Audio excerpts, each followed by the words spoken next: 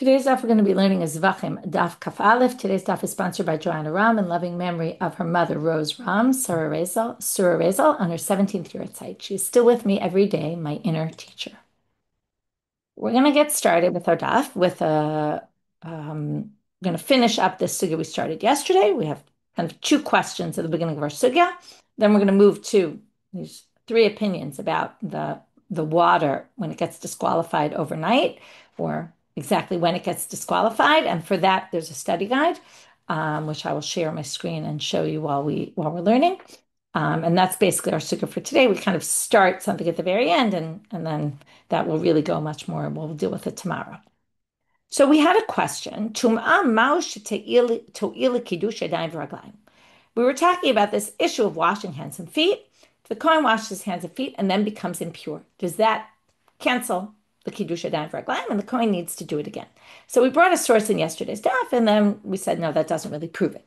So the second attempt they're going to do, 4 lines from the bottom of Kaf Amud Tashma, let's learn from the para aduma, from the red heifer process.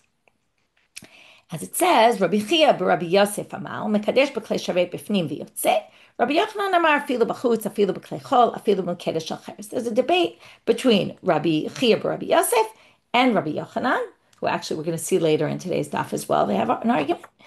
There's an argument between them about what the para aduma process, how you do the kiddush yadayim v'raglayim. According to the first opinion, it has to be done inside the azara and with a sanctified vessel.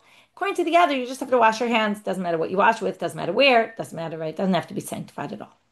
Okay, but if we go according to this opinion that says it has to be sanctified, now, ha para did timuye mitamina. Now, what did we learn about the para aduma? There was this big machloket prushim stukim, right? The Pharisees and the Sadducees, big debate about whether it could be done with a tefillah yom. And the prushim said it could be done by someone who was impure that day, went to the mikveh and just hasn't yet had what we call harev shemesh, hasn't yet had the nighttime come to complete the purification process. And not only that, but in fact, what happened was, because of this debate, the prushim would actually take the kohen, who, according to Rav Chiya bar Yosef, did the sanctification of his hands and feet in the temple, was totally pure. Then he would leave the temple. Right? This is all the drasha on the word ish tahor, that why it say tahor again in the next pasuk when it said tahor already, he was tahor before. Said it must be he's somewhat, not completely pure. And from there they learned that tefillah yom can do it. And because it was this big debate between, in general, they had these debates and it was a big conflict, and the Prussian were trying to show we're right. They said, we're going to make every kohen who does the para aduma, who basically sprinkles on someone else to purify them, we're going to make him impure. We're going to basically create a situation where he becomes a tefillah yom. Okay, that's what it means, tamuye mitaminale. After the kiddush, and now it has to be after the kiddush yadayim v'raglayim, because if the kiddush yadayim v'raglayim has to happen inside, then, and even if it happens outside, but also if it happens inside, all the more so, you can't make them impure, have them become a tefillah yom, basically, have them go to the mikveh. The sun hasn't set, and then they can't go back into the temple again. And anyway, when they describe the process, they would do the kiddush yadayim v'raglayim, and then they would make him impure outside. So, ditznan, how do we know this? Well, it says in the Mishna Para, okay, chapter 3, Mishnah 7, mitamim hayu kohen hasoref para, the kohen who burns the para, okay, the one who goes through the process. What I said before, it's the process of the purification. It's not. It's the process of preparing the waters. My mistake. The one who burns the para to prepare the para aduma waters, they would basically, right? They would mitam imoto. They would like take a sheretz or something, or somehow make him impure. Umat bilinoto, then take him right away to the mikvah. Lahotzimi liban shel tzdukim, in order to counter the tzdukim and show, look, we so much believe that we're right. We're even going to do the paraduma waters in this way.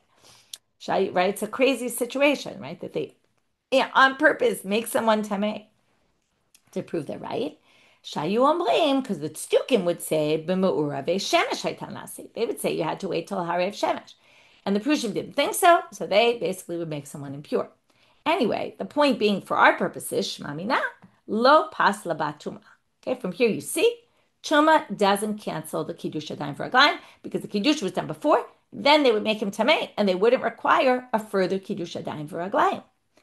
To which they answer, that's not a good proof at all. Or they counter. They say, this isn't a proof. Shani parahu yildat yom lo pasaba.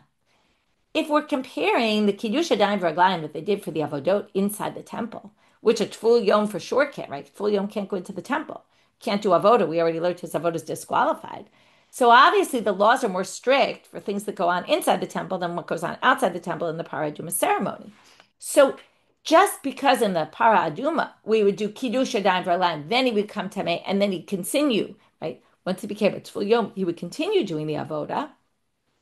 Well, that doesn't teach us anything about the avodot that happened inside the temple that we're obviously much more strict with because a Tful Yom can't do the avodah. So the Gemara says, okay, we get your point, and then you can't prove anything from here. But if that's the case, and the Paraduma has much more lenient laws, lama lida mekadesh, then why do they even have to do the kiddush? And that if you're going to claim that kiddush adayim v'raglayim is generally canceled out by tuma, well then, number one, if the paraduma is more lenient, then why bother doing kiddush adayim v'raglayim? And especially if you're going to make the guy tabeh, what's the point of the kiddush? Well, ke'en avodah bi'ina, because even though it's done outside the temple, and even though the laws are not the same, they still wanted to do the process like they did avodot in the temple, and that's why they would do the kiddush. However, they also would then make him tameh, and then they didn't have to redo the kiddush. But it doesn't teach you anything about inside. Okay, they did it similar, but it doesn't mean the fact that they didn't do a new kiddush doesn't mean that that the ones inside wouldn't need another kiddush. So we don't end up with an answer to this question. Second question for today: can you put your hands and feet into the sink? Okay, like a mikvah. Can you basically dunk the hands and feet instead of pouring it out, right? We talked about there's spouts coming out. If you haven't read Flashback yet, you can read this week's about the Shiur. So there are these spouts coming out. And what if you decided to, put it straight into the basin? Could you do that? Mimenu, and here are the two sides. Mimenu amarachmana velo betocho. It says rachatzu aronu banav mimenu, from it. From it sounds like not in it, from it, meaning take the water out from there.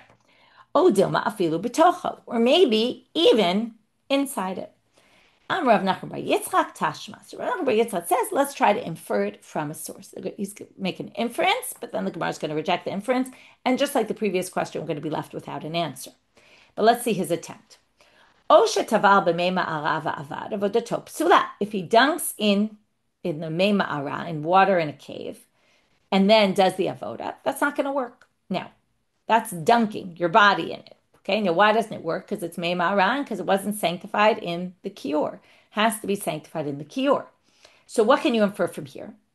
Well, it's saying if you dunk in mei ma'ara, that doesn't work. But then you could say, but it does work in a Shiur. What works? Maybe doing the same thing, right? We're comparing two similar things, just the water's different. So, make your dumia de mei ma'ara v'avad vodatok sherat. It sounds like because you dunked in the mei ma'ara, it's a problem. But if you dunked in water in the Shiur, right, you dunked your hands and feet in it, maybe it would be okay. Because the only issue, particularly here, is that it's mei ma'ara, not the dunking part. To which the Gemara says, that's not the relevant inference. Mei ma'ara itzrichale. In other words, the way you would dunk in mei ma'ara, it doesn't have spouts and faucets. It would be by dunking. So what they're trying to point out to you here about the mei ma'ara is that shelo tomar ko gufo tovel behen yadav raglav lo kol sheken.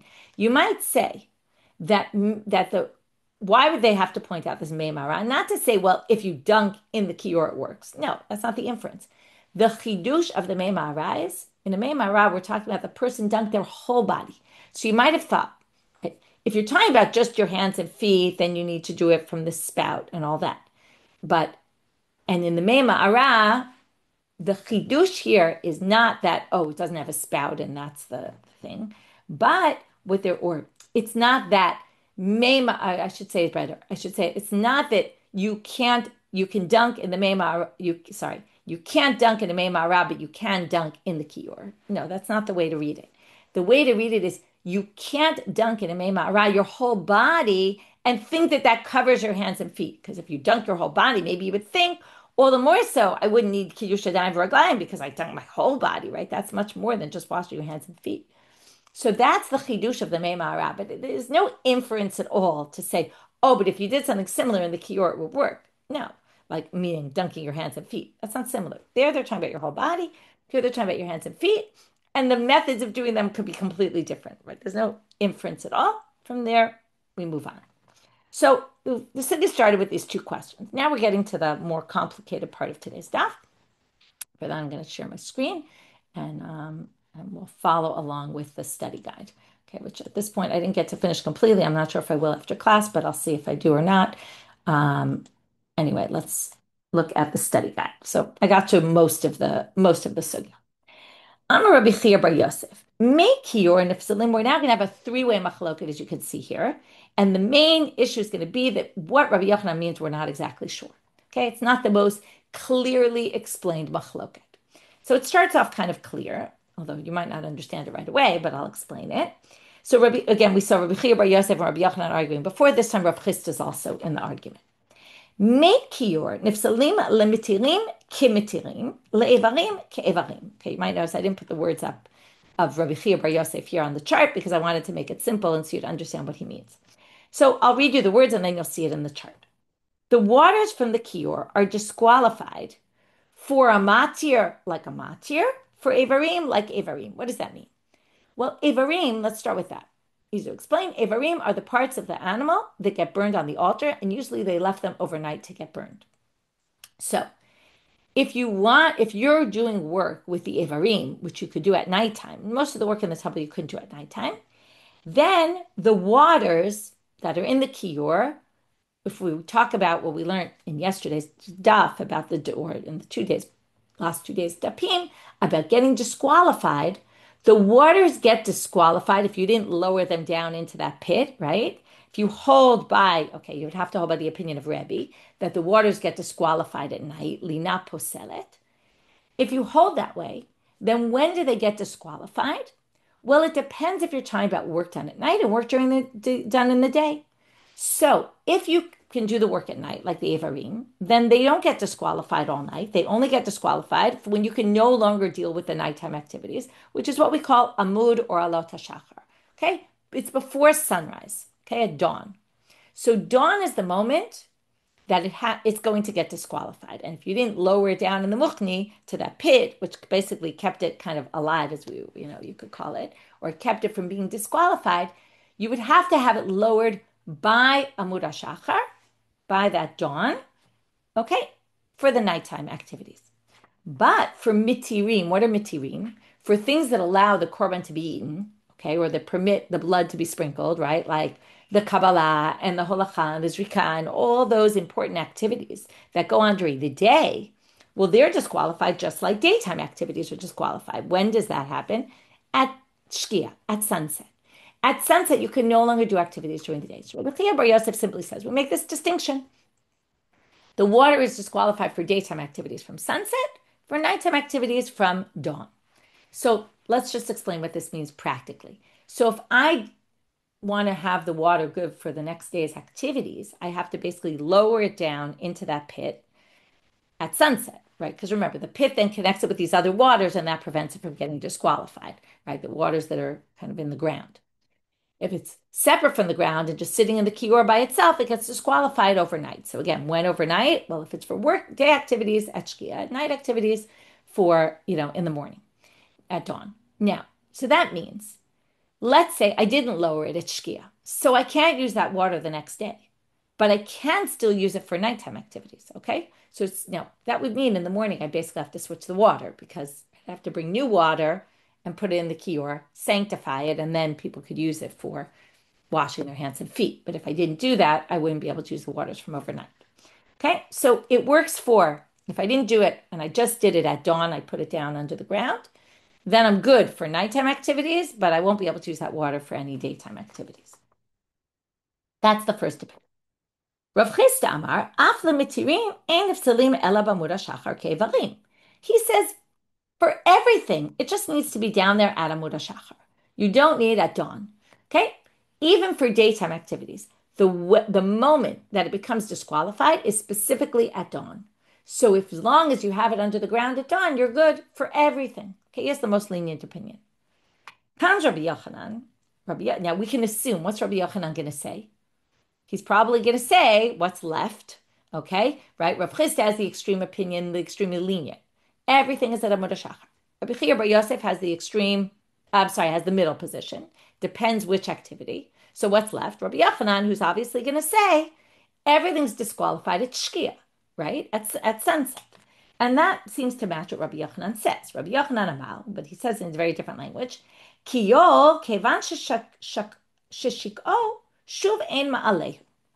Once it goes down, presumably at sunset, you never bring it up, meaning it has to be down there the entire night, okay? So that sounds like for everything, because he doesn't distinguish between daytime and nighttime sacrificial rites. So he says for everything, sunset. That's what it seems to be. But I put a question mark here because it's not so clear what he says. And he didn't really say it. And in fact, the Gemara is going to offer two different options. He actually doesn't say what I just said we thought he said. Okay? So the obvious would be to say that he thinks, okay, and we could think of adding into the chart, Avodot Hayom and Avodot Halayla at Shkia at sunset. Okay. But the problem is that immediately they're going to raise. Now, ultimately, we're going to bring all together three statements of Rabbi Yochanan, this one that we just had, and two others. And every time we're going to explain Rabbi Yochanan, we're going to have to fit it in, number one, with some other statement of Rabbi Yochanan and figure out how those two statements work out. And if it's not going to be this third extreme, which I'm already telling you it's not going to be, then it's either going to match Rav Chisda or it's going to match Rabbi Chiya bar Yosef, because what other possibilities are there?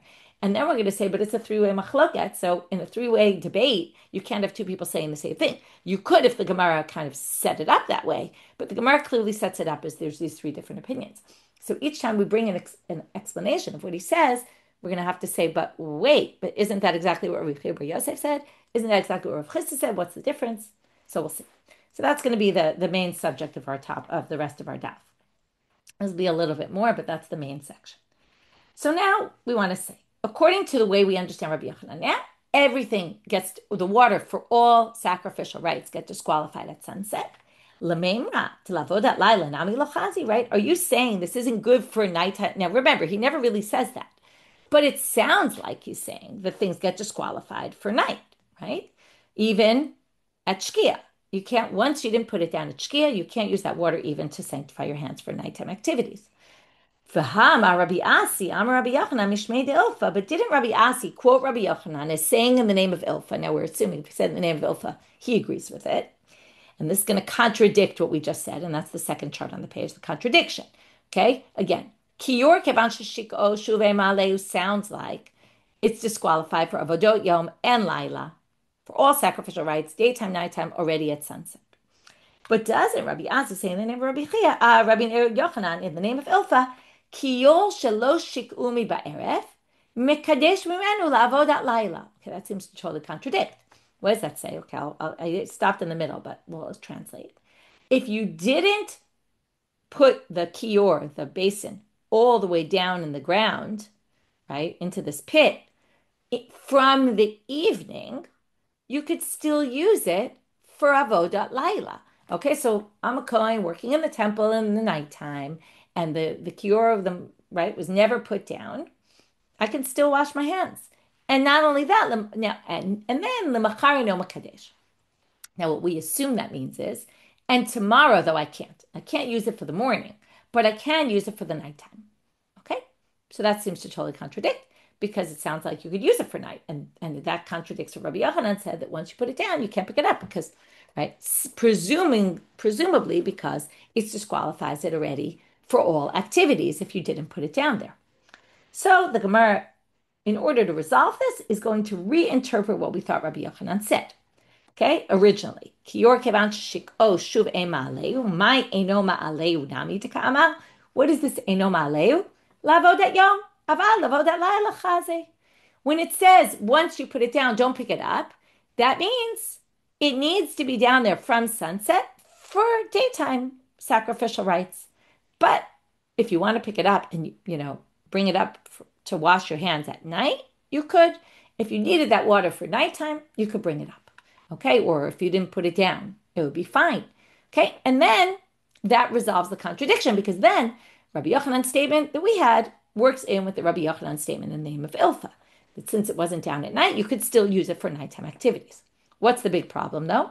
According to that, he distinguishes between Avodot Yom and Avodot Laila. Right? He distinguishes between rites in the day, rites in the night. Rites in the day, it has to be down at Shkia. Rites at night, it has to be down only at dawn. Well, then he's saying the exact same thing as Rabbi Chiya bar Yosef, right? And then that's what I said before. You can't have him saying the same thing if the Gemara brought this up as a machloket. So that's the difficulty here in the chart. Koshi, what's the problem with the solution? Ihachi hainu de Rabbi Chiya bar Yosef. Well, then they're both saying the exact same thing. And here's the little chart where they both say the same thing here. Avodat Yom gets disqualified at Shkia. But for Avodat Laila, if you want to do activities at night, sacrificial rites, any kind of things that go on at night, which again, there's not a lot of them, but there are some things, then it only gets disqualified at Amud HaShachar. But then they're both saying the exact same thing, and that doesn't make sense. So turning now to Amud Bet. What's the difference? Well, look at the words of Rabbi Yosef. Rabbi Yochanan. Rabbi Yochanan said, Kiyol kevan sheshik'o shuv ein ma'alehu. Right. Once you put it down there at sunset, you shouldn't pick it up again. Now, shouldn't pick it up again is more of a language of, possibly anyway, and that's what they're explaining now. It's a gzeira de Rabbanan. Okay? Meaning, okay, now I'm going with Rashi. Tosfot has a different interpretation. At this point, usually an ika beinayu means, right, we take two opinions that seem to be saying the exact same thing, and we say, well, there's a minor difference between them.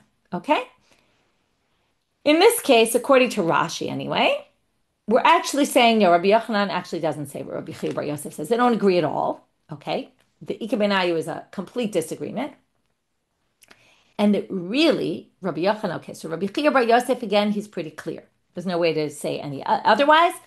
Again, the water, if it's not down at sunset, you can no longer use it for Avodot Yom. If it's not down at dawn, you can't use it for work at night.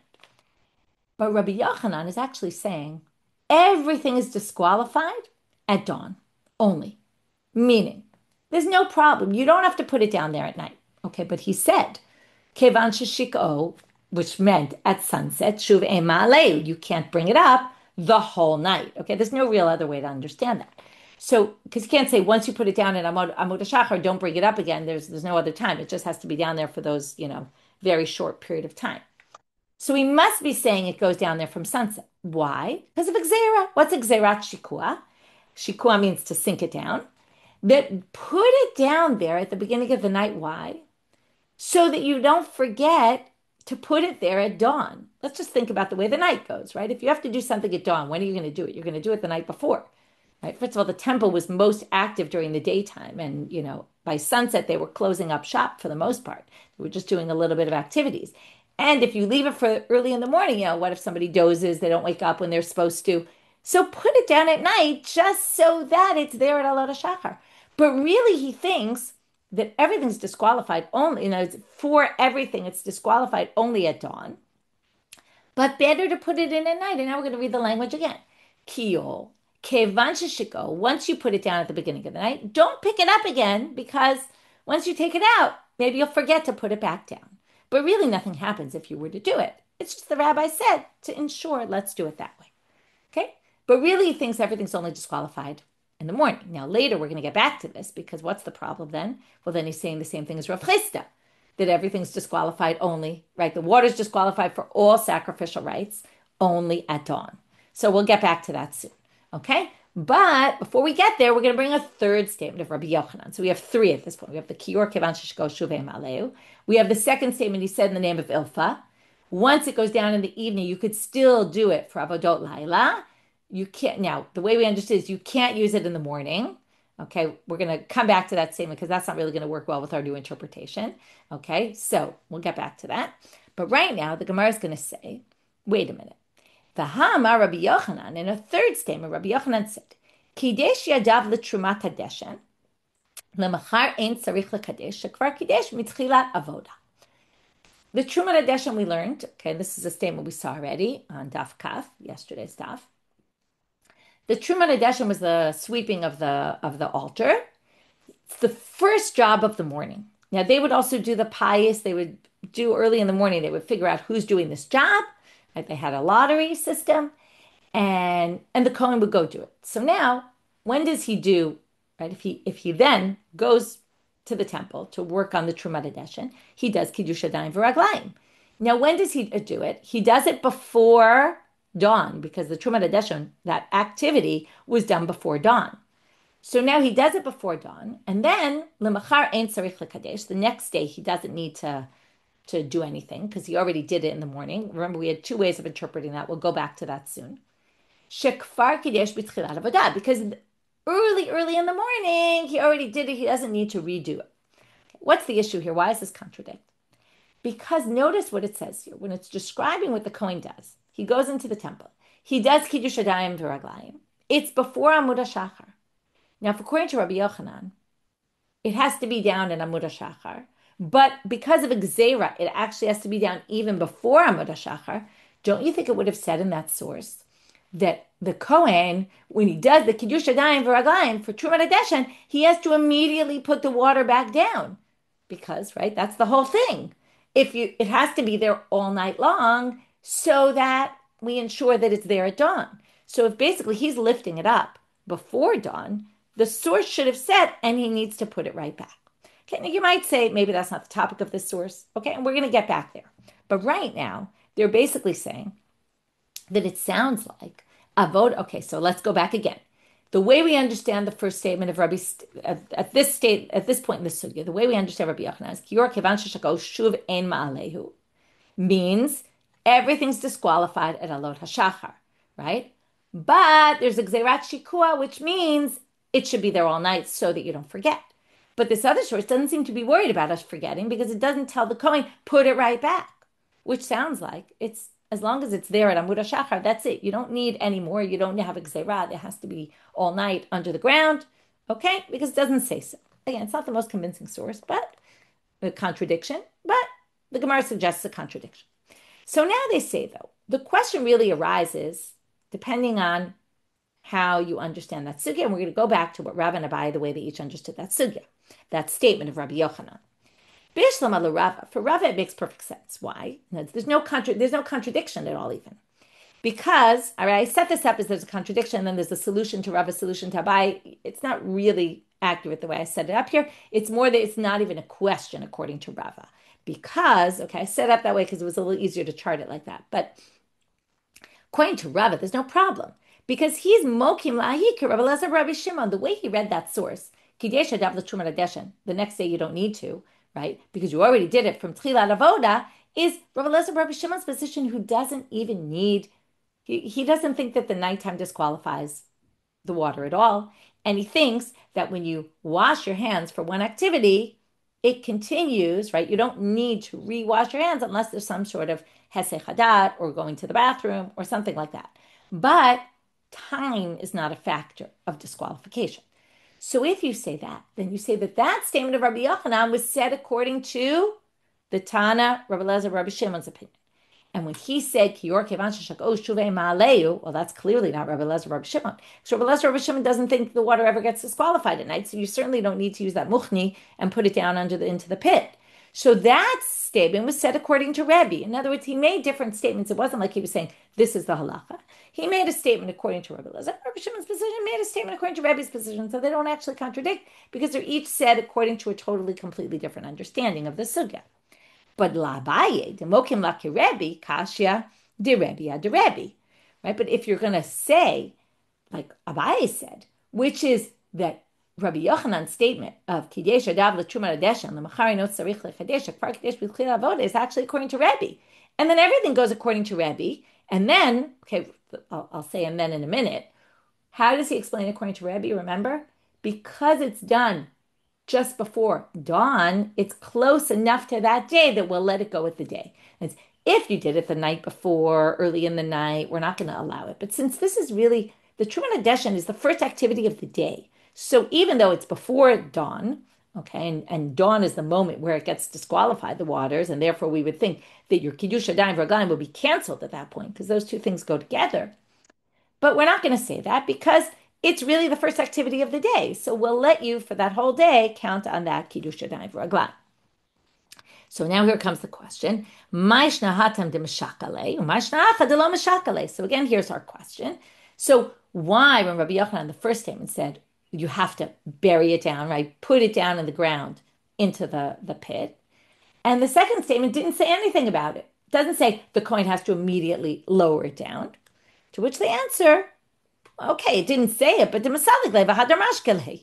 Obviously, he picked it up and he put it down. Okay, the source didn't say so because the source was talking about once you do kiddush adayim v'raglayim for Truman Adeshen, can you just keep that going all day, and do you need to redo it? It wasn't focusing on the actual kior and lifting it, putting it back down. It just wasn't the focus of the statement. So it's not actually a contradiction. Okay, so we resolve that. Now they're going to ask another question. Okay, before we move on, I want to review what we've done so far. We have Rabbi Yochanan originally thinking that he was saying this third extreme position, right? That Rav Chiya is on the extreme lenient. Everything is disqualified in Muda Shachar. Rabbi Chiya bar Yosef is in the middle. Daytime activities disqualified at sunset. Nighttime sacrificial rites are disqualified in the morning, at dawn. And Rabbi Yochanan thinks this extreme position, everything's disqualified at Shkia. Okay, meaning you have to put it down in the ground already at sunset. But then that didn't seem to match what Rabbi Yochanan said elsewhere, where it seemed to say it's actually not disqualified for nighttime at sunset, to which we answered, originally we held, he really holds like Rabbi Chiya bar Yosef, that it actually we distinguish between daytime and nighttime. Okay, and when he said it has to go down in the ground, don't pick it up, it was for daytime rites, it wasn't talking about nighttime rites. And then we said, well, what's the difference between him and Rabbi Chiya then? And then we say, then he's really saying the same thing. And then we reinterpret it. The third option is to say he actually holds like Rav Chiya. It's only disqualified at Amud HaShachar. Okay? So we went full circle, right? We thought he was extreme in one direction. In the end, we end up, right? Then we thought he was the middle position. Then we put him all the way in the extreme lenient position. So now they're going to have some more difficulties. Ihachi, lemachar eino makadesh, amai. So now, if we go back, if we understand Rabbi Yochanan as basically saying that it's all disqualified only in the morning, so then when he made this statement in the name of Ilfa, Kiur kevan shalosh shikomi ba'erev, if you didn't put it in the ground at night, mekadesh umenu lavod at laila, ulamachar eino mekadesh. Now it sounds like the way we read this originally is, and I was careful to say, well, that's how we understand it now, you can't use the water for the next day. Because you didn't put it in when? At night. Now, if it's only a gzera, you don't really need it there at night. According to Rabbi Yochanan, it needs to be there at Alot HaShachar, right? We're going to be, strict and say, well, put it in the night before so that you don't forget. But if you didn't put it in for the night before, and let's say you did get it in there by dawn, why does it say lemachari no makadesh? The next day you can't use it, right? It sounded like he was saying if you don't put it in at sunset, you could still use it for night. You just can't use it for the next day. That's why we thought he was saying Rabbi Chiya bar Yosef's position. But now that makes no sense in light of the way we defined Rabbi Yochanan. If he says all it needs to be there is in the morning, then why it should have said kior shalosh shaku, right? Me'alot hashachar, right? Can't be used the next day. It actually can't be used at night either. Either which way, the statement makes no sense. To which they answer, Ein sarich lekadesh. What it meant to say is like this. If you didn't put it in at night, you could still use it for Avodot Laila. And if you use that water for Avodot Laila, okay, so it's, let's say, 2 hours after sunset or midnight, let's just call it midnight. You took the water at midnight, which hadn't been put in. Now remember, it doesn't have to be put in according to him until dawn. So let's say overnight, in the middle of the night, you washed your hands in order to be ready for, doing something at night. Well, then you wouldn't need to wash your hands again the next day because you already used the washing of the hands at night, and that kind of carries you forward to the next day. So that is a different, right? That's a different situation, and that would work with what we're saying, okay? Because then you don't need to do it because you did it at night and it wasn't disqualified yet, the water, so that would work. But now we have another question. Now we get back to the question that I kind of alluded to before. If he really thinks the whole thing's only disqualified at Amud HaShachar, for Avodot Yom and Avodot Laila, dawn is the problem, just, right, Gzera, let's put it in earlier. Well, then he's basically saying the same thing as Rav Chiya in this machloket about Avodot Yom, Avodot Laila, right? So if you're going to say Dilimatira Michsachazi, even for daytime activities, it's fine. Hainu Rav Chiya, they're saying the exact same thing. To which they answer, Ikabenayu mitzvah shikua. What's the machloket? Okay, very simply. So basically, Rav Chisda is going to say all you need to do is dawn, right? That's it, nothing more. And right, so the water basically has to be sunk down at dawn. According to Rabbi Yochanan, well, theoretic or by strict letter of the law, it has to be down there at dawn. But the rabbis instituted ideally mitzvah chikua. Now, before we called it gzera chikua, it's really one and the same. Ideally, put it down at sunset so that you don't forget. That's the difference between them. So, in terms of the bottom, the clear cut law, when does the water get disqualified? They happen to agree. But practically speaking, what you do, according to Rav Chisda, all you need to do is put the water down for a few minutes as the sun is rising, the early part of sunrise at dawn. Make sure it's down there for that short period of time, and that's it. And according to Rabbi Yochanan, no. The rabbi said, let's put it down earlier so that you don't forget. Okay, and that's the big difference between them. Now we're going to have a question on Rav Chisda's opinion. So we're finished with Rabbi Yochanan. We finally finished him. So like I said, we went full circle. We thought that he was one extreme and we put him at the other extreme, but kind of a little bit stricter because he does say ideally put it there at sunset. But if you didn't put it at sunset and you just put it down at dawn, it would be fine also. It's just put it at sunset so you don't forget. Now we have a meitive. We have a difficulty with Rav Chisda. Rav Chisda basically says, right, you don't have to put it down until dawn. So now, if we go back to the Trumat Hadeshen, we have a kohen who basically, right, wins the lottery for doing that job. He then goes, washes his hands. This is all before dawn, right? So now it means that according to Rav Chisda, the kior wasn't down in the pit before dawn because it didn't need to be, right? After the Trumat Hadeshen is when you would put it down. But look at what this source says. Lo hayu ho'inoto v'lo shom'in et kolo. So the kohen would go in to do the Trumat Hadeshen, the one who got that job. No one would see him. No one would hear him. Okay, they were all still in this room where the kohen would sleep at night. I think it's called the Beit HaMoked. Ad shom'in kol shel etz she'asa ben katim muchni lakior.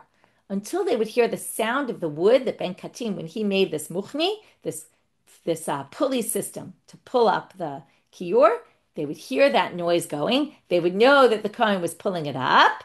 And then they would know that, oh, it's time for us to get going. We're next. Okay, we now have to go do the pious to see who's doing the rest of the jobs. That was like their wake-up call.